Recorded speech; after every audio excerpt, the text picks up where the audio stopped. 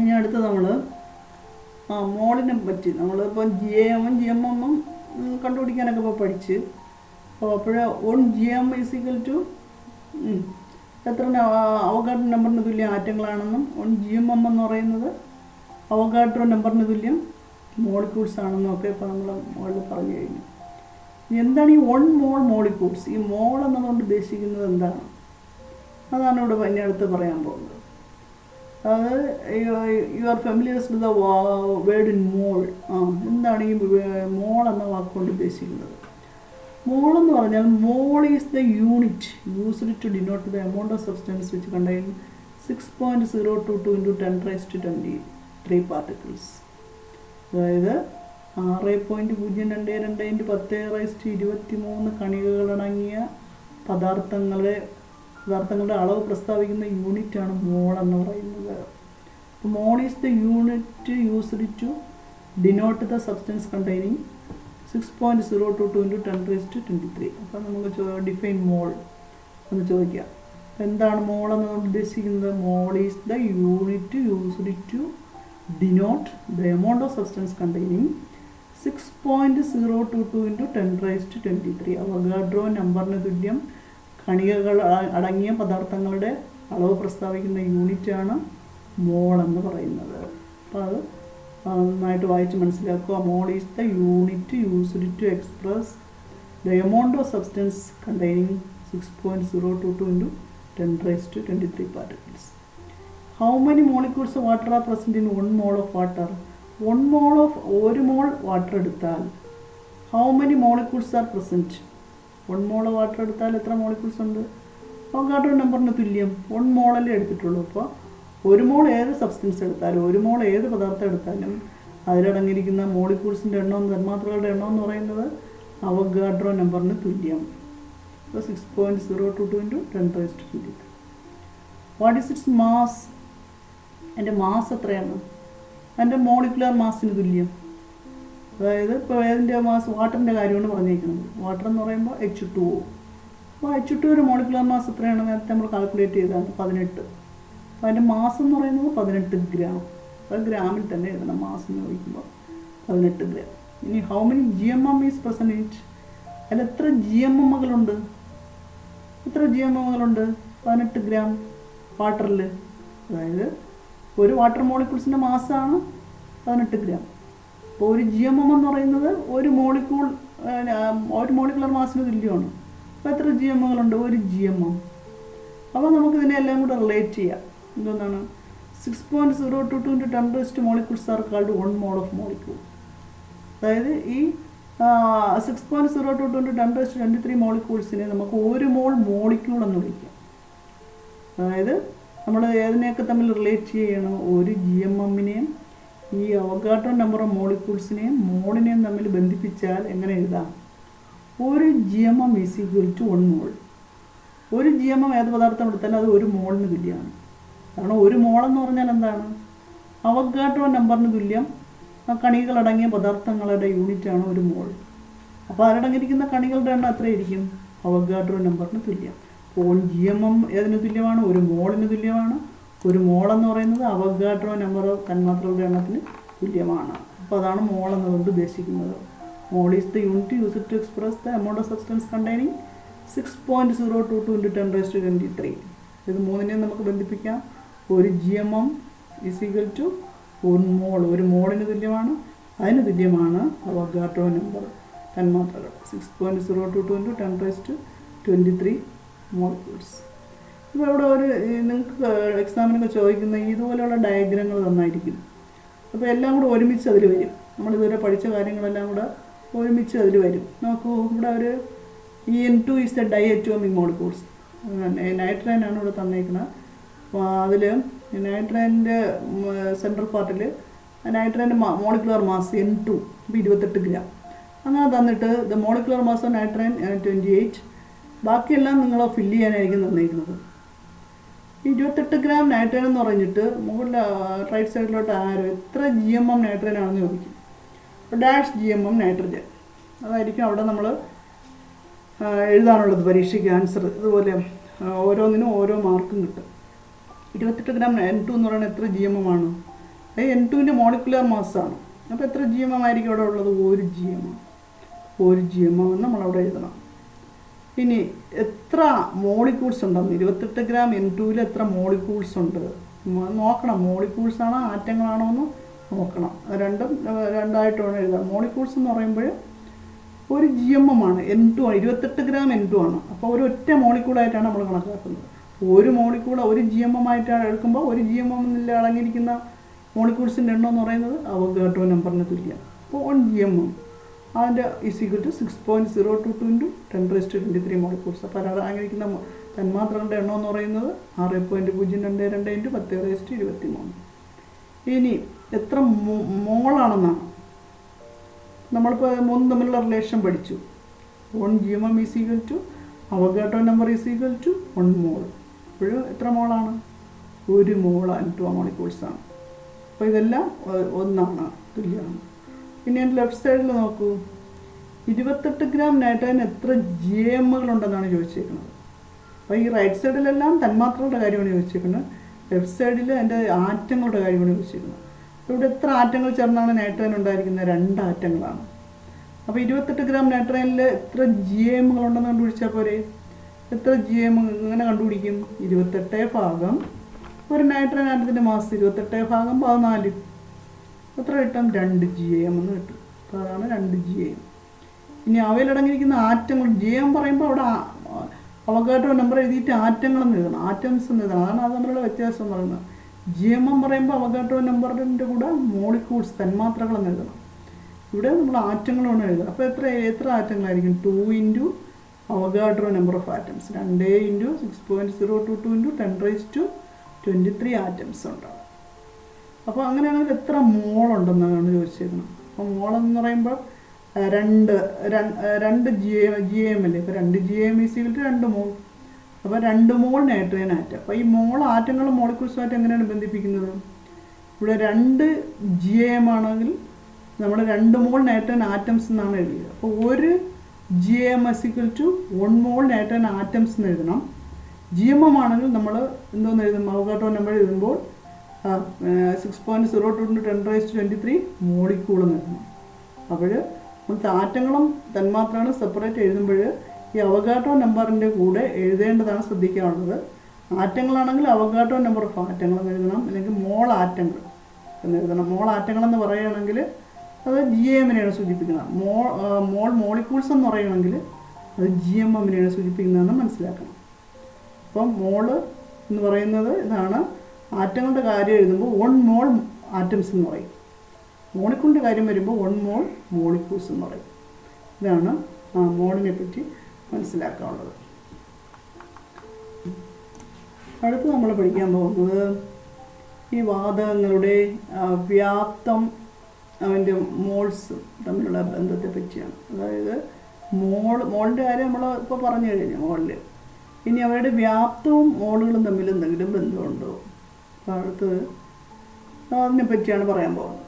We know properties of gas are different from solids and liquids. In gases, molecules are very distant apart. Compared to the size of the molecules, the distance between them is much greater. നമുക്കറിയാം solid ലിക്വിഡും ഗ്യാസും തമ്മിൽ compare ചെയ്താൽ ഗ്യാസസിനാണ് molecules വളരെ ദൂരെയായിട്ട് സ്ഥിതി ചെയ്യുന്നത്. അതിൻ്റെ അകലം കൂടുതൽ, മോളിക്യൂൾസ് തമ്മിലുള്ള ഡിസ്റ്റൻസ് കൂടുതൽ ഗ്യാസസിനാണ്.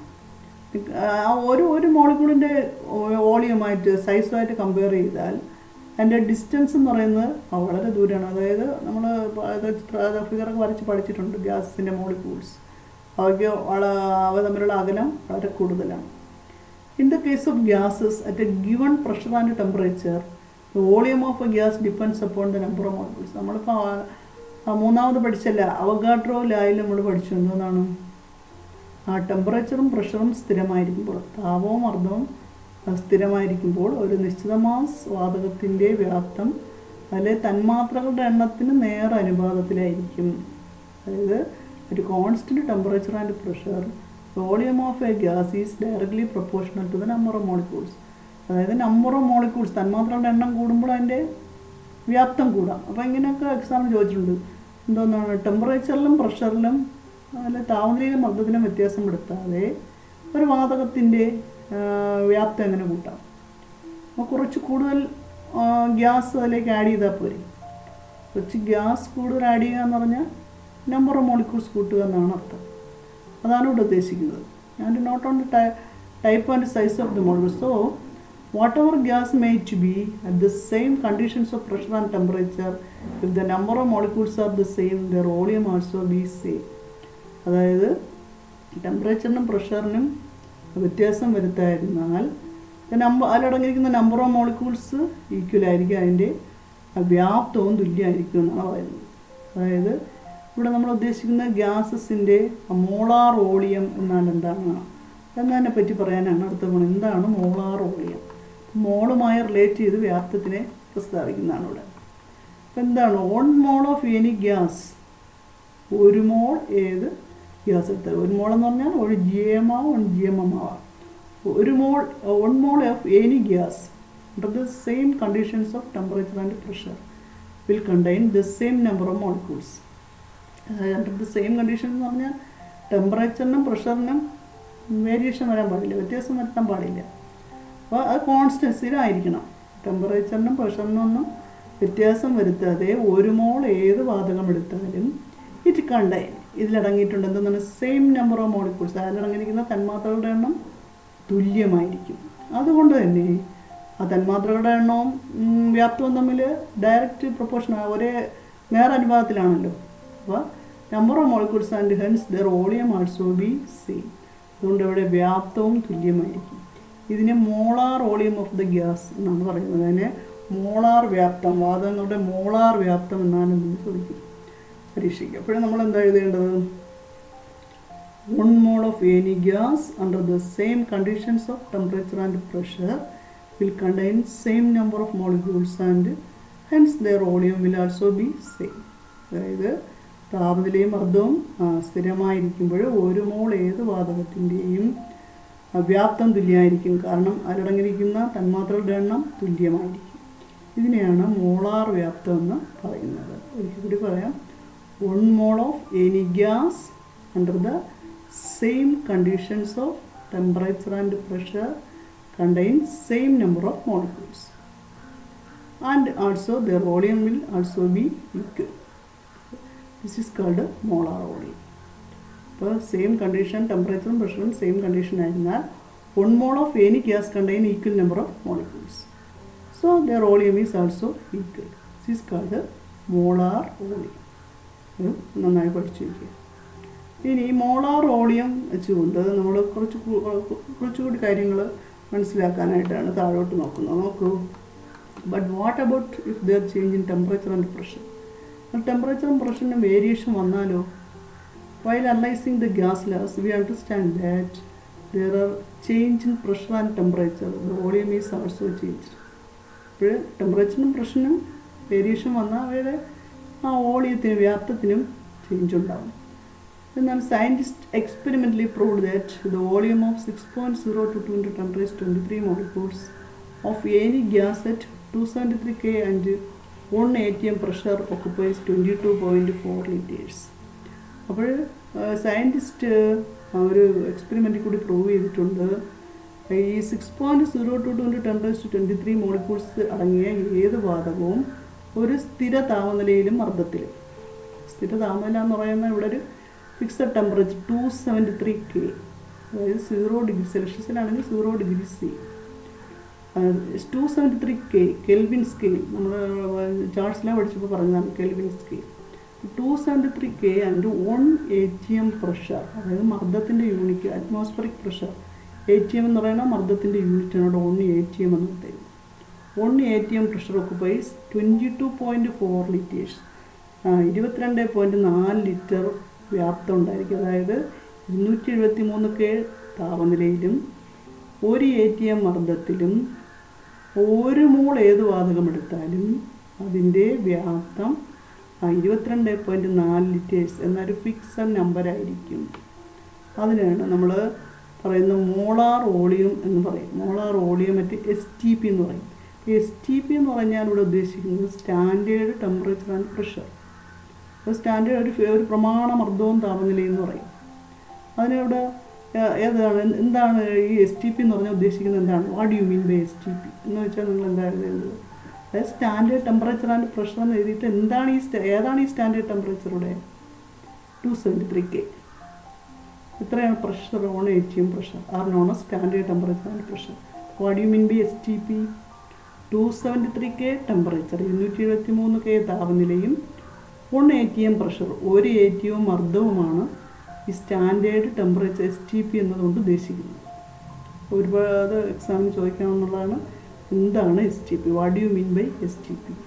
273K temperature and 1 ATM pressure is known as STP.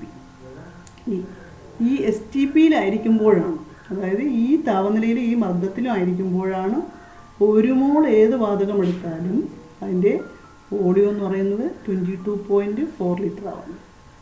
അപ്പോൾ ഈ ഫിക്സഡ് നമ്പറും നന്നായി പഠിച്ചു വെച്ചേക്കണം. അതായത് ഈ മോളാർ വോളിയത്തിൻ്റെ വാല്യൂ, STPയിലെ മോളാർ വോളിയം എന്ന് പറഞ്ഞാൽ എത്രയാണ്? 22.4 ലിറ്റർ. അപ്പോൾ എന്താണ് മോളാർ വോളിയം എന്ന് പറയുന്നത്? At STP 1 mole of any gas will occupy the volume of 22.4 liter. This is called molar volume at STP. അപ്പോൾ ഇവിടെ നോക്കൂ, 1 mole of hydrogen at STP, 1 mole hydrogen at STP, അതിൻ്റെ volume എത്രയാണ്? 1 മോളാണ്. 1 മോൾ hydrogen എന്ന് പറയുന്നത് അതിൻ്റെ വോളിയം എന്ന് പറയുന്നത് 22.4 ലിറ്റർ തുല്യമായി. 1 mole nitrogen at STP, 1 mole nitrogen എടുത്താലും അതിൻ്റെ വ്യാപ്തം എന്ന് പറയുന്നത് 22.4 ലിറ്റർ ആയി. 1 mole carbon dioxide gas at STP, അതും 22.4. 1 മോൾ H2O at STP, അത്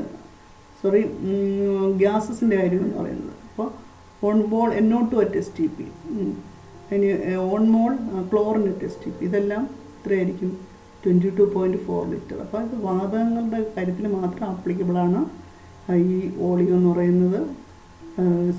hydrogen, nitrogen, carbon dioxide, chlorine തുടങ്ങിയ വാതകങ്ങളുടെ കാര്യത്തിലാണ് ഇത് ആപ്ലിക്കബിൾ ആയിട്ടുള്ളത്.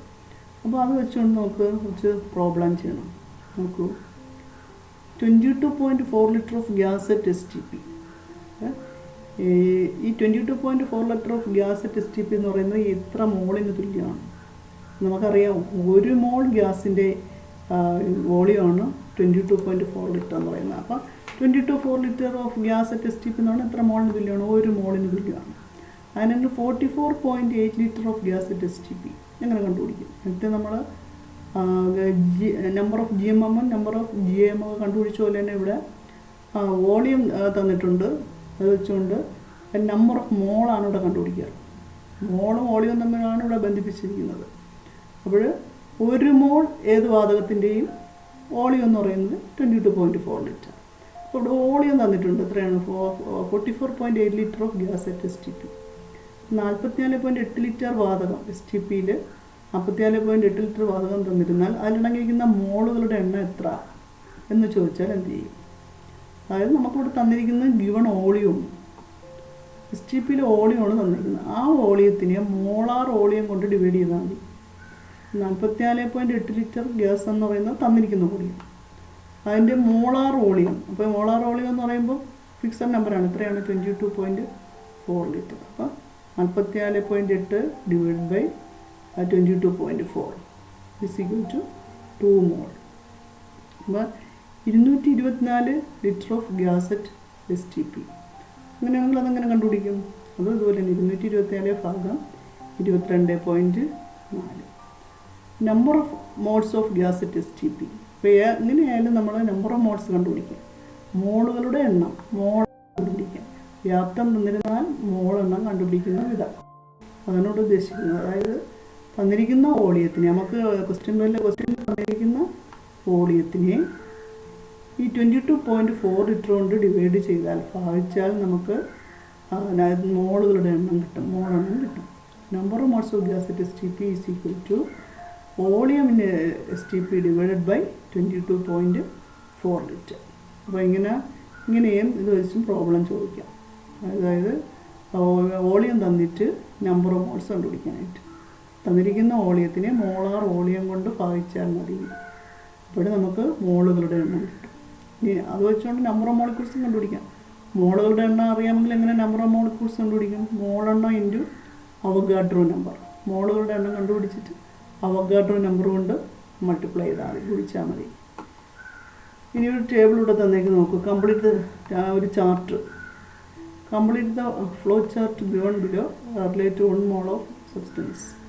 അപ്പോൾ ഒരു മോൾ സബ്സ്റ്റൻസ്, മോളും അതിൻ്റെ നമ്പറും അതിൻ്റെ മാസുകളും അതിൻ്റെ വോളിയമായിട്ടൊക്കെ ബന്ധിപ്പിച്ചിരിക്കുന്നു. 1 mole എന്നതുകൊണ്ട് എന്താണ് ഉദ്ദേശിക്കുന്നത്? 1 mole നമ്പർ.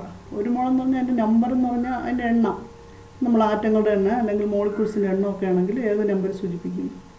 ഈ 6.022 × 10⁻23 എന്ന നമ്പർ അവഗാഡ്രോ നമ്പറാണ് സൂചിപ്പിക്കുന്നത്.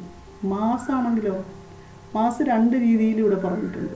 GAM എന്നും പറഞ്ഞിട്ടുണ്ട്, GMM എന്നും പറഞ്ഞിട്ടുണ്ട്. അപ്പോൾ ആറ്റങ്ങളുടെ കേസ് വരെയാണെങ്കിൽ ഗ്രാം ആറ്റോമിക് മാസ്. ആറ്റങ്ങളാണെങ്കിൽ നമ്മൾ GAM, ഒരു മോളിനെ GAMുമായി ബന്ധപ്പെടുത്തും. 1 mole ആറ്റംസ് എന്ന് പറഞ്ഞാൽ = GAM. മാസ് ആണെങ്കിൽ മോളിക്യൂൾസ്, അതായത് GMM കൊണ്ട് സൂചിപ്പിക്കും. അപ്പോൾ 1 mole = 1 mole atoms = 1 GAM, 1 mole molecules = 1 GMM. അതാണ് മാസുമായിട്ട് ബന്ധിച്ചിരിക്കുന്നത്. വോളിയമെറ്റ് STP എന്ന് പറഞ്ഞാൽ ഇപ്പോൾ പഠിച്ചു. 1 mole വാതകയുടെ വ്യാപ്തം എന്ന് പറയുന്നത്, STPയിലെ വ്യാപ്തം എന്ന് പറയുന്നത് 22.4 ലിറ്റർ. അപ്പോൾ ഇത്രയാണോ നമ്മൾ ഈ ചാപ്റ്ററിൽ പഠിച്ചത്? ചുരുക്കി പറഞ്ഞ ഇത്രയും കാര്യങ്ങളാണ് പഠിച്ചത്. മോളിനെ നമ്മൾ മൈന്യൂട്ട് പാർട്ടിക്കിൾസായ ആറ്റങ്ങളും മോളിക്യൂൾസുമായിട്ട് ബന്ധപ്പെടുത്തുമ്പോൾ അവഗാഡ്രോ നമ്പർ ഉപയോഗിച്ച് സൂചിപ്പിക്കും. മാസ് തന്നെ 2 രീതിയിൽ. ആറ്റങ്ങൾ മാത്രമാണെങ്കിൽ നമ്മൾ GAM കൊണ്ട് സൂചിപ്പിക്കും, മോളിക്യൂൾസ് ആണെങ്കിൽ GMM കൊണ്ട് സൂചിപ്പിക്കും. ഇതിൻ്റെ വ്യാപ്തം അല്ലെങ്കിൽ വോളിയം ആണെങ്കിൽ വോളിയമെറ്റ് STP എന്നുകൊണ്ട് ഫിക്സഡ് നമ്പറാണ് 22.4 ലിറ്റർ കൊണ്ട് സൂചിപ്പിക്കും. ഇത്രയാണ് നമുക്ക് ഈ ചാപ്റ്ററിൽ പഠിക്കാനായിട്ടുള്ളത്.